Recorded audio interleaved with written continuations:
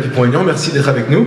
Bonsoir Geoffroy Lejeune, bonsoir à tous. Merci d'avoir organisé un des rares moments de débat dans cette campagne. Vous êtes traité à égalité en plus avec tout le monde. Alors, vous êtes le président de Debout la France. La semaine dernière à Toulouse, j'ai dit un petit parti, votre candidat Damien Lempereur m'a repris, il a dit c'est un jeune parti.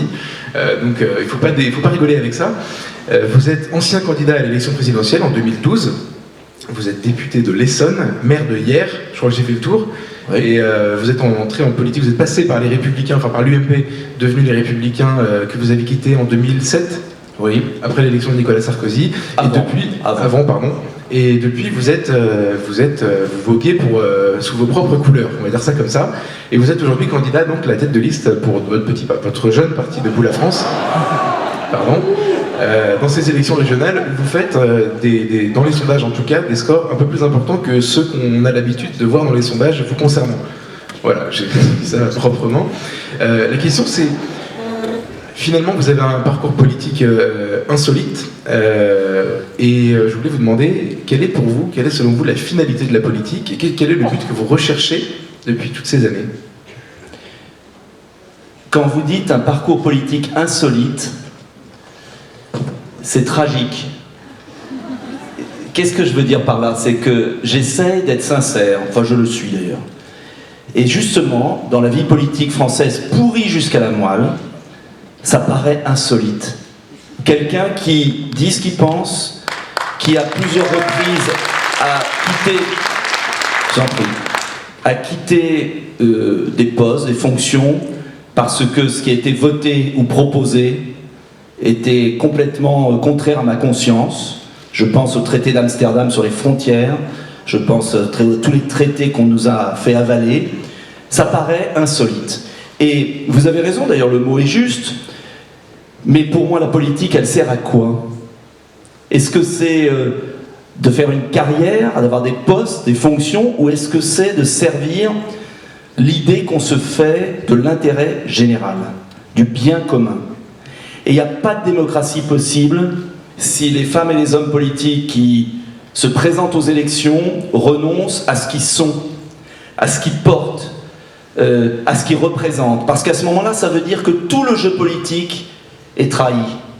Et si on en est là aujourd'hui en France, avec 25 millions de Français qui ne votent plus, avec d'autres qui ne savent plus quoi voter, c'est parce qu'au fil du temps, il y a eu tellement de trahison, de double discours, de fausses promesses. Et quand, entre nous, j'entends depuis des semaines les catalogues de propositions sur les élections régionales, alors un petit peu pour le sport, un petit peu pour la culture, un petit peu pour la manif pour tous, un petit peu pour ceci, un petit peu pour cela, mais on nous prend pour des imbéciles à longueur d'année. Et un jour, je me suis dit, j'ai la chance d'être maire d'une ville, les gens me font confiance, je l'ai redressé avec mon équipe, pas tout seul. J'ai l'honneur d'être député, j'en avais rêvé quand j'avais été gamin. Premier engagement, c'est à 13 ans pour Chaban-Delmas.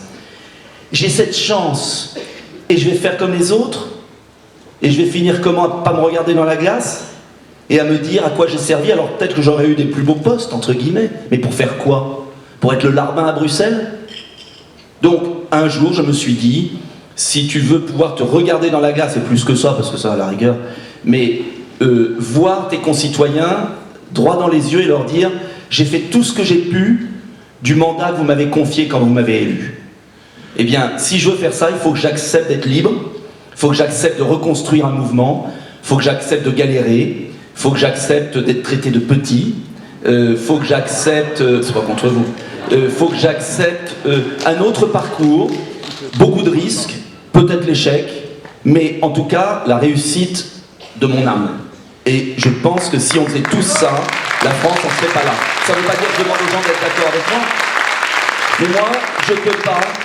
Je vais vous dire, je ne peux pas faire une liste régionale avec Madame Joanneau et venir dire ce que j'ai entendu tout à l'heure. Voilà. C'est clair et précis. Parce que c'est ça le problème de la vie politique aujourd'hui dans notre pays. C'est la cohérence. Et si vous ne croyez plus les hommes politiques, et si dans la rue, quand on va distribuer un tract, j'étais à Étampes ce matin, les gens nous disent « du balai, vous êtes tous les mêmes », c'est parce que le double discours, le fait de prendre les gens pour des imbéciles, les Français ne sont pas idiots, ils voient la réalité, ils voient la sincérité. Alors après, je ne demande pas aux gens de partager mon combat, j'ai mené un combat sur ce que je crois être bon pour mon pays, on aime, on n'aime pas, Mais j'ai pas changé d'avis et j'essaye d'être cohérent. Et ceux qui m'accompagnent sont cohérents, je l'espère, en tout cas avec mes positions.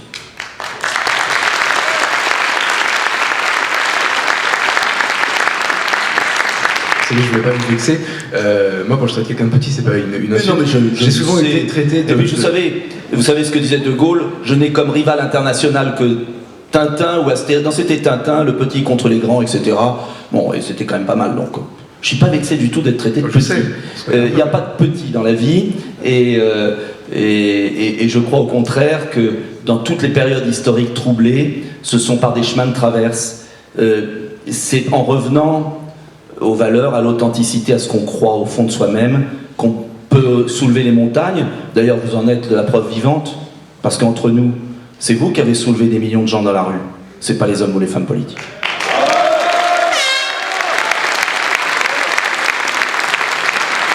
Il y a une critique qui vous est faite régulièrement par vos adversaires. Ils disent Dupont-Aignan, il vient à l'élection en Ile-de-France pour se montrer avant d'aller à la présidentielle, pour avoir de la notoriété, etc. Moi, je voudrais vous entendre, du coup, la question c'est quel est votre projet pour la région, puisque vous êtes candidat à une élection régionale, après tout, pour leur donner les torts. Je vais vous dire, cette critique, elle serait valable si j'avais jamais été candidat à la présidentielle. Alors là, on pourrait dire, oui, tiens, il veut se servir de la région. J'ai déjà été, j'ai pas de problème d'ego là-dessus. En revanche, ce mouvement politique Debout la France qu'on a créé, je ne suis pas tout seul, même si on m'entend plus que les autres, parce que c'est difficile de percer le front médiatique, il sera présent dans toute la France pour montrer qu'il y a une autre voie possible, qu'il y a une alternative, et qu'il n'y en a pas qu'une alternative. Ceux qui ont gouverné, on sait ce qu'ils valent, ils ont déjà essayé, on les a testés. Il y a une autre alternative qui se fait entendre, et qui, à mon avis, apporterait plus de problèmes qu'elle en résoudrait. Et nous, justement, on veut créer la bonne alternative. Et pourquoi en Ile-de-France, je suis tête de liste? Parce que je suis maire, et on m'a assez reproché d'être maire. Je suis le seul maire à avoir été, c'est désolé d'être prétentieux là-dessus, réélu à 80% des voix dans une ville de banlieue 3 fois de suite. Et comme maire, en banlieue parisienne, en Essonne, j'ai vu passer des conseillers régionaux de droite, de gauche, incapables de résoudre les problèmes quotidiens. Des trains qui arrivent à l'heure, la sécurité dans les rames, des carrefours qui fonctionnent, la sécurité dans les lycées. Et je les ai vus passer. Et à un moment, j'ai dit, on n'en sortira jamais si on ne fait pas nous-mêmes notre liste pour avoir un programme beaucoup plus concret avec des gens différents. Qu'est-ce que je veux dire par là? Vous savez la célèbre phrase d'Einstein, ce ne sont pas ceux qui ont créé les problèmes qui pourront les résoudre. Eh bien, si on ne met pas à la région Île-de-France des gens différents, qui savent ce que ça veut dire prendre le train le matin, qui savent ce que ça veut dire s'engager. Et je vais vous donner un exemple. Ma liste rassemble des maires de terrain dont on ne connaît pas le nom. Ma liste rassemble des associatifs, je pense à Jean-Claude Delarue, qui s'est battu pour les transports publics et les handicapés depuis des années. Je pense à Céline Julier, d'Yvelines pour tous, qui est tête de liste dans les Yvelines et qui était chez vous. Je pense à Stéphanie Gibault, cette femme dont la vie a été menacée par une banque, parce qu'elle a dénoncé un scandale bancaire, UBS, et Stéphanie Gibault est notre tête de liste à Paris. Je pense à Dominique Jamais, qui est un formidable écrivain. Je pense à toutes ces femmes et ces hommes qui méritent d'être en responsabilité plutôt que les politicards qui sont nourris depuis des années par les prébendes et qui se taisent parce que s'ils veulent avoir l'investiture, il faut se taire et avaler leur chapeau en permanence. Notre liste est différente, elle est faite de personnalités. Pour régler les problèmes de la région Île-de-France, des problèmes très concrets, il faut mettre des gens différents, qui ne sont pas prisonniers des intérêts et des appareils. Et ensuite, et je ne veux pas être trop long parce qu'il faut des réponses rapides, j'ai un programme beaucoup plus concret et je n'aurais pas été candidat, autant se le dire franchement, s'il y avait eu une personnalité, même d'un bord et d'un autre parti de droite, qui avait pu porter un programme concret. Mais quand je vois, et on va être franc, que Valérie Pécresse et Bartolone portent exactement le même projet du Grand Paris, 30 milliards d'euros, qui a déjà fait augmenter la feuille d'impôt, qui est un projet délirant, qui va ruiner l'Île-de-France et qui va ruiner les contribuables, et que ce projet en plus ne résoudra pas les problèmes des RER qu'utilisent 3 millions de gens par jour, je me dis mais on marche sur la tête. Je veux une région Île-de-France avec des élus enracinés, de bon sens, qui qui puisse traiter les problèmes des citoyens, des habitants, sans chercher midi à 14h. Et c'est vrai, je fais 10 fois moins de promesses qu'eux. 10 fois moins. Parce que le temps où on allie des catalogues de promesses catégorielles en fonction de cibles de communication, c'est fini. Si on veut voir stabiliser les impôts, si on veut que la parole publique ait un sens, il faut que les hommes et les femmes politiques arrivent à résoudre les problèmes de nos concitoyens. Sinon, on va finir avec une révolution violente. Et c'est le sens de ma liste. Après, j'offre le choix. J'ai vu que c'était une faute morale de me présenter. Ah, en quoi la démocratie serait une faute? Il y a 2 tours de scrutin. Il y a un premier tour et un deuxième tour. Et en démocratie, c'est en affichant ses convictions au premier tour qu'on pèse au second. Et mais vous avez remarqué comme quoi les grands partis veulent supprimer le premier tour. Parce qu'ils veulent rester entre eux. Eh bien moi je vous dis que ma liste, elle est composée de gens sincères, qu'on a une priorité absolue sur les transports, sur la sécurité, sur les familles, on va en parler, qu'elle veut un renouvellement des élus régionaux, de gens propres, qui est une autre conception du pouvoir. Et puis après, c'est aux électeurs de trancher. Moi, je ne fais qu'offrir, très modestement, le choix. Alors, en effet, on va parler de la famille. Vous avez... Non, mais vous ne sentez pas obligé d'applaudir à chaque fois. Alors, ça fait plaisir quand même. On n'est pas au... Hein. Vous avez un discours très identifié, notamment à cause de la présidentielle, et puis c'était votre motif de divorce avec l'UMP, sur l'Europe et sur toutes les questions qui touchent à la construction européenne. La question que je voudrais vous poser aujourd'hui, si je peux juste me permettre une référence, c'est que c'est curieux, pendant 15 ans j'ai répété la même chose sur l'Europe, et tout à coup, avec ces tragiques attentats qui nous bouleversent, le phénomène des flux migratoires, finalement, tout le monde redécouvre les frontières. Mais ils ont tous voté leur suppression. Nous étions deux députés en 98, Philippe de Villiers et moi-même, à avoir refusé le contrôle et la solution des frontières. Et ça, ils ne vous le répètent pas. Et justement, je voudrais vous emmener sur un terrain où on vous entend en général un peu moins, c'est celui de la famille. Quelle est la conception de la famille que vous défendez dans votre projet, dans votre corpus politique? Alors moi, je vais vous dire, je suis trop pudique et je ne sais pas, peut-être là-dessus, me vendre. Et je ne vais pas vous faire mon pédigré familial parce que j'ai pas à le mettre en bandoulière. Je vais vous dire, la famille pour moi, c'est d'abord le bonheur individuel. Et le bonheur individuel, ça se cache. J'ai 2 filles, une épouse que j'aime, et on a toujours caché notre famille. C'est le bonheur individuel. Je sais ce que c'est que d'avoir été privé, d'une certaine façon, d'un père ou d'une mère, et d'avoir vécu des choses pas faciles. Et c'est pourquoi d'ailleurs je suis un des plus acharnés avec vous sur la GPA et la PMA, et sur cette idée d'enfant objet qui me révolte. Mais ça, on en parlera peut-être après, je ne sais pas. Donc ma conception de la famille, c'est d'abord le bonheur individuel.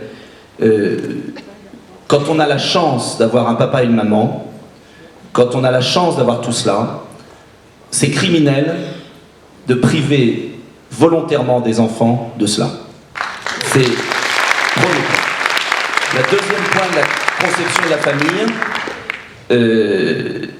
c'est le respect de la personne, c'est l'équilibre dans la famille. Une famille moderne, pour moi, c'est une famille où il y a le bonheur de vivre ensemble et c'est un bonheur partagé. C'est pas la famille qui a pu parfois être pesante. C'est la famille qui, au contraire, libère, protège, épanouit. Mais le rôle de la société, parce qu'à la rigueur, vous savez, l'homme politique, il ne faut surtout pas qu'il se mêle de ça. Moins il s'en mêle, mieux c'est. Et le drame, c'est qu'on a des hommes et des femmes politiques, et notamment les socialistes. D'ailleurs, ils ont été vachement courageux aujourd'hui. Pas un n'est venu. Hein. Au moins, ils pourraient avoir le courage de leur conviction. On pourrait dire, surtout, qu'ils s'en mêlent trop, eux. Parce qu'ils veulent la détruire. Ils veulent la détruire, et c'est extrêmement grave, parce que c'est pas un enjeu là individuel. C'est un enjeu de civilisation. Et j'en viens au deuxième point. Pour moi, la famille, c'est le bonheur individuel. Mais il n'y a pas de société, il n'y a pas d'avenir de notre pays sans des cellules familiales équilibrées. Et c'est là où la société a un devoir fondamental. C'est de rééquilibrer la charge de la famille. Une famille, c'est un investissement, c'est une charge, c'est un travail. Comme être mère ou père de famille, c'est un travail à plein temps.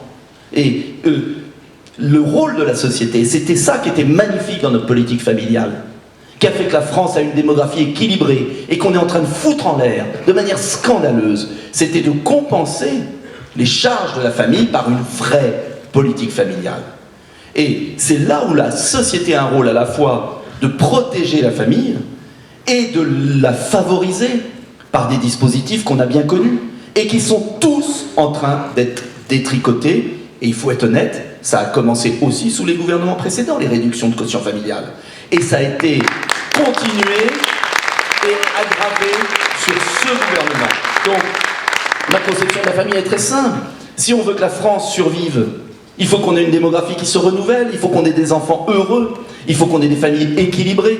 Et pour avoir des familles équilibrées, des enfants heureux, etc., ben la société, à un moment, l'homme politique, le projet politique, doit protéger, défendre la famille. Surtout à une époque d'individualisme, de zapping, d'argent roi, où on pense qu'on peut acheter la famille. Et les sentiments, ça ne s'achète pas. Hein. Pour rentrer un petit peu dans le concret, puisque vous n'aimez pas les catalogues de propositions, non, non, mais il faut des propositions. J'ai jamais dit qu'il ne fallait pas des propositions, mais il faut les tenir. Donc il faut mieux promettre moins et tenir que promettre beaucoup et jamais tenir. Et justement, sur la question de la famille, quels sont vos... Oui, on va en parler. Je crois pas. Mais c'est pas moi qui pose des questions, c'est Geoffroy Lejeune. Hein, je vais y venir, vous inquiétez pas. Sinon, vous allez sur Internet, la réponse de Nicolas Dupont-Aignan est déjà écrite. Mais quelles sont vos propositions donc, pour la famille, pour rentrer un petit peu dans le détail, dans le concret, quelles sont les difficultés que vous avez identifiées et vos propositions pour les résoudre? Alors, les propositions pour la famille, il faut être très honnête, parce que dans ce débat sur les régionales, la plupart des candidats font croire qu'ils vont être présidents de régions omnipotents. Ça dépend d'abord d'une partie de la politique nationale. Et ça, il faut revoir toute la politique socialiste, on est d'accord. Au niveau de la région, débat régional, il y a plein de choses qu'on peut faire. La première chose, c'est qu'il faut enfin avoir partout cette carte famille qui permet d'avoir une compensation des charges, c'est-à-dire des réductions, un label qui permet aux familles de la région de bénéficier de services publics, d'équipements, de loisirs, non pas moins cher et pas faire de la démagogie, mais quand même à un prix plus abordable. C'est fondamental. Le deuxième point, le souci majeur de la famille aujourd'hui en Ile-de-France, les deux soucis majeurs, c'est le logement et c'est l'avenir des enfants, c'est-à-dire leurs études. Et là, la région a un rôle à jouer fondamental. Sur le logement, c'est plus compliqué parce que c'est pas sa compétence, mais moi je suis en faveur absolument du développement de l'accession à la propriété. On nous raconte des sornettes avec les logements sociaux, on déresponsabilise, il faut des logements sociaux bien sûr, mais il faut favoriser l'accession sociale à la propriété, permettre à chacun d'avoir un toit. C'est la révolution que je veux mettre en place en matière de logement, accession sociale à la propriété. Quand vous pensez que dans un logement social, vous allez payer toute votre vie le loyer, qui sont souvent des loyers et des charges chères, alors qu'au bout de 30 ans, avec mon système, on pourra accéder à la propriété, et je peux vous dire que ça, c'est un élément clé de stabilisation familiale. Le troisième point, c'est bien évidemment la question des études, le rôle des lycées, le rôle de l'apprentissage, le rôle de la formation professionnelle. Sur l'apprentissage, il y a une mesure toute simple et très importante, c'est zéro paperasse pour les entreprises, c'est la région qui gérera les contrats d'apprentis et qui les mettra à disposition des entreprises. Et puis un de mes grands dadas aussi, qu'on peut mettre en place au niveau de la région, c'est ce que j'appelle le concept de la seconde chance. Moi je crois que dans la vie on doit toujours avoir une seconde chance, sauf pour les hommes politiques qui échouent. La seconde chance, je plaisantais un peu, il faut un peu d'humour. La seconde chance, c'est quoi ? Vous avez 150 000 en France décrocheurs, c'est-à-dire des jeunes qui sortent du système scolaire chaque année sans formation aucune. Moi, je ne crois pas qu'un être humain soit foutu. Et le drame de la France, c'est quand vous échouez à 15 ans, on vous met dans une case. Et toute votre vie, vous serez enfermé dans ce couloir. Il faut offrir cette idée de la seconde chance. C'est quoi ma seconde chance ? C'est que chaque jeune qui sort du système scolaire très tôt, crise d'ado, problème familial, difficulté de la vie, aura un crédit financier de formation professionnelle parce qu'il coûte beaucoup moins cher à l'État que ceux qui font 15 ans d'études. Et il pourra utiliser ce crédit de formation professionnelle 2, 3, 4, 5 ans après. Redonner une chance à chaque gamin, se dire qu'en Île-de-France, eh bien, on ne sera pas dans un couloir de l'inégalité, l'égalité des chances. C'est pas l'assistanat. L'assistanat, c'est enfermer les gens dans l'échec. L'égalité des chances, c'est leur donner le moment venu une chance, et ça, c'est le rôle d'une région, c'est le rôle d'une collectivité. Je l'ai fait dans ma commune, ça marche bien, et par la bourse au projet. Chaque jeune qui a un projet, on lui donne une bourse. On étudie la bourse, on lui permet de se réaliser. Et vous savez, si la jeunesse part à l'étranger, si les gens ne croient plus en la France, c'est pas seulement à cause de plein de problèmes qui ne sont pas réglés, qu'on connaît, et je ne vais pas en parler, c'est parce qu'ils ne croient plus en la possibilité de se réaliser par eux-mêmes. Et je crois beaucoup à cette idée de la réalisation par soi-même, et si chaque individu croit qu'il a un destin, et pense qu'il peut le forger, eh bien c'est l'ensemble du pays et de la région qui s'en sortira. Donc, ça ne fait pas énormément de promesses, parce que je ne peux pas en promettre plus, parce qu'il faut les financer. Et mon programme, il est chiffré, il n'y a pas 1 centime d'euro de dépenses de plus. Et on est capable de le financer demain. Donc, le pass pour les familles, le zéro paperasse pour les entreprises en matière d'apprentissage, la seconde chance, la carte de sécurité professionnelle pour redonner une chance à nos gamins. Voilà, et je pense, vous savez, que si les grands-parents ou les parents savaient que les efforts qu'ils font va permettre à leurs gamins de s'en sortir, eh bien, on remet en marche l'ascenseur social, on remet en marche vous parliez de la famille, mais on est prêt à tout donner pour son gamin. Et ce qui est terrible dans notre pays aujourd'hui, et qu'est-ce qui fait la différence avec les pays notamment anglo-saxons, c'est que les Français se disent « nos gamins vont vivre plus mal que nous ». Et quand une génération pense que la suivante va être en plus grande difficulté, eh bien c'est tout le moral de la nation, de la région qui est cassé. Donc croire à nouveau en nos enfants. Et vous verrez aussi que nos enfants se comporteront aussi peut-être différemment. Mais pour ça, ça veut dire qu'il faut montrer l'exemple. Et l'exemple, c'est pas la loi Taubira, l'exemple, c'est pas le laxisme généralisé, l'exemple, c'est pas le laisser-aller complet, qui est une forme de faiblesse et finalement de mépris pour notre jeunesse. Il y a un autre de vos dada dont vous parlez régulièrement, c'est les gaspillages, la question de la transparence financière, etc. Je voulais vous entendre sur la question des subventions accordées par le Conseil régional. Sur quels critères vous les attribueriez si vous étiez élu président de région? D'abord, c'est pas le président de la région qui fixera un critère seul. C'est une équipe. Parce que il n'y a pas de... Voilà, on n'est pas en dictature régionale. Premier point. Ensuite, il faut... Mais là, tout le monde l'a déjà dit, il faut faire un grand ménage. Mais un grand ménage. Il faut uniquement les compétences de la région et la vérification de l'utilité absolue de la dépense. Moi, je l'ai fait dans ma ville. Alors, pourquoi souvent je parle de ma ville? Parce que je sais, on dit cumul, horrible cumul. Alors, remarque, il y en a, ils n'ont jamais cumulé parce que... Bon, passons. Moi, je suis fier de ce que j'ai fait dans ma ville. J'ai pris une ville, et on m'a élu pour ça, sinon on ne m'aurait jamais élu. À 30 ans, une ville qui était ruinée. On a divisé la dette par 2, on a revu toutes les dépenses, et on a associé les habitants à cela. Alors évidemment, à 12 millions d'habitants, plus délicat d'associer chacun. Mais ça veut dire quoi? Ça veut dire refuser le clientélisme. Refuser le clientélisme. Et ça veut dire surtout aucune subvention pour des associations à l'étranger, aucune subvention pour du communautarisme, qu'il soit religieux, sexuel ou autre, aucune subvention pour des tâches qui ne sont pas vraiment utiles et qui nourrissent plus l'association qui les fait que ceux qui recevront à terme la subvention. Donc on peut économiser, moi je dirais pas 400 parce que je pense que c'est un peu excessif et j'ai peur qu'après on soit déçu, mais je pense qu'on peut déjà économiser une centaine de millions d'euros très vite, très vite. Et cet argent, il faut le redéployer sur les dépenses utiles, prioritaires de la région, notamment pour les familles, mais pas seulement pour les familles, pour les autres aussi, pour l'ensemble du programme que je défends. Nicolas Dupont-Aignan, je vais laisser... Allez-y. Je voulais laisser les gens applaudir. Cet entretien touche à sa fin. Déjà, j'ai pas eu moins de temps que les autres. Alors ça, c'est la paranoïa du petit candidat. Toujours. Je vais donc vous laisser le mot de conclusion que vous pouvez faire durer un peu si vous voulez. Non, profitez de ce temps qui vous est offert. On n'est pas au spectacle, puisque vous êtes en présence d'un public, de la Manif pour tous, et donc des familles. Votre message pour terminer cet après-midi aux familles. Mon message aux familles.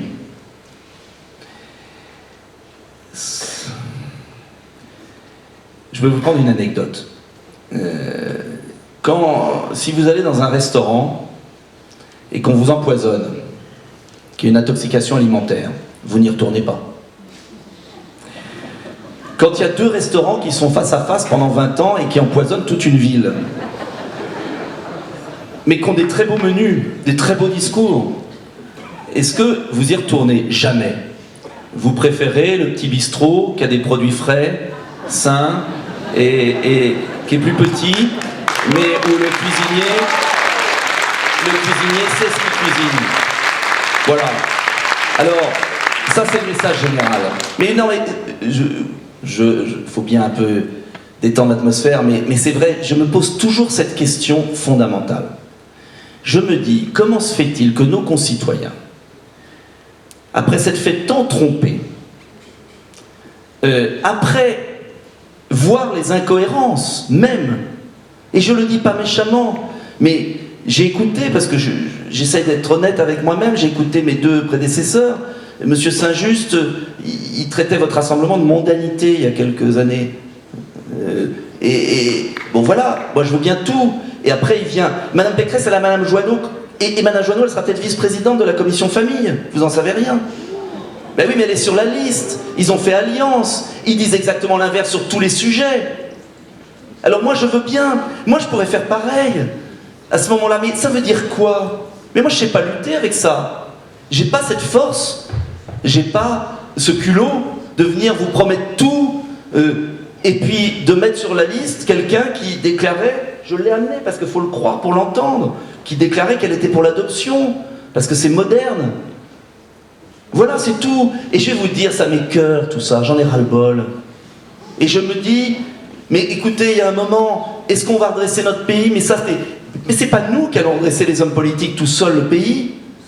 On va le redresser avec celles et ceux qui s'engagent, celles et ceux, je pense à un gamin chez vous, je sais plus son nom, Nicolas, il avait le même prénom que moi, ça doit être des originaux, qui a été en prison. Ils n'ont pas mis un djihadiste en prison l'année dernière, ou il y a 2 ans. Hein? Ça ne les intéressait pas. Hein? Bon, parce que c'était plus dangereux. Vous étiez plus dangereux. Je me souviens être venu place Vendôme un jour, j'ai été traité comme un chien par le commissaire de police. Comme un chien par le commissaire de police qui me bousculait. Je ne me prends pas pour le roi de Prusse, mais je suis l'élu de la nation, je n'ai pas à être traité comme ça, comme Nicolas et les autres, les veilleurs. Parce que ils dérangeaient quoi? Leur conscience. Et vous voyez à quel point la conscience est plus forte que la force. Et moi, ce que je veux changer dans ma vie politique, c'est ça. Et je fais appel à vous. Vous dire, c'est vous qui avez tout entre vos mains. Moi, je fais tout ce que je peux pour offrir une autre voie à notre pays, à notre région, avec des gens de bonne volonté. On fait tout ce qu'on peut. On est à main nue parfois, face aux appareils, face à l'argent, face aux sondages, face aux intérêts. On ne raconte pas tout et son contraire. On dit notre vérité. Et si à un moment les gens, les électeurs se disent, tiens, si on faisait confiance un jour à des gens comme nous, à des gens sincères, à des gens vrais, à des gens qui défendent leurs convictions, on n'est pas toujours d'accord sur tout. On n'a pas toujours été d'accord sur tout. Moi j'étais pour l'union civile, j'étais contre le mariage et la filiation, la GPA, le PMA, ce drame. Je supporte pas ça, parce que ça veut dire que l'argent achète la vie. Mais l'argent achète tout, la politique, les convictions. Et moi je vous demande de réagir aujourd'hui. Je vous demande de réagir à chaque scrutin. En plus il y a 2 tours de scrutin, alors au premier tour, lâchez-vous, dites votre vérité. Voilà ce que j'ai envie de vous dire, je vous engueule presque, mais je vous aime. Merci. Merci de m'avoir accueilli cet après-midi.